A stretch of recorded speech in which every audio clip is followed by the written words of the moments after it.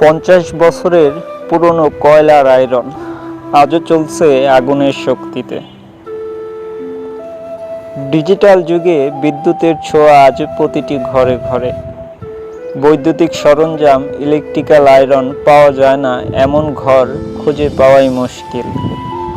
কিন্তু ব্যতিক্রম এক দোকান দেখা গেল টাঙ্গাইলের করটিয়া বাজারে। দোকানটিতে আজও কাপড় ইস্ত্রি করা হয় 50 বছরের আগের পুরনো একটি আয়রন মেশিন দিয়ে, যা চলে আগুনের কয়লা দিয়ে। টাঙ্গাইলের করটিয়া সাদাত বাজার ব্রিজের সাথেই দোকানটি। সময়ের সাক্ষী হয়ে দাঁড়িয়ে আছে এই আয়রনটি।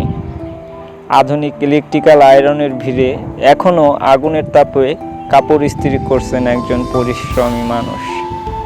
শত বছর আগে এই আয়রন দিয়ে শুরু হয়েছিল জীবিকার পথ চলা। সময় বদলেছে, প্রযুক্তি বদলেছে, কিন্তু এই আয়রন আর তার মালিক দুজনই এখনো হার মানেনি সময়ের কাছে।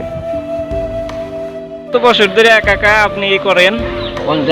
50 বছর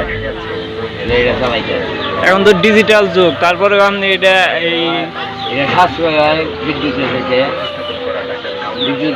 সাশ্রয়। এটা তো সচরাচর দেখা যায় না। এটা কি আপনার পূর্বপুরুষের কোনো চিহ্ন নাকি আপনি এটা? আমরাই কিনছি। আপনি না 50 বছর ধরে ব্যবহৃত আছে এটা।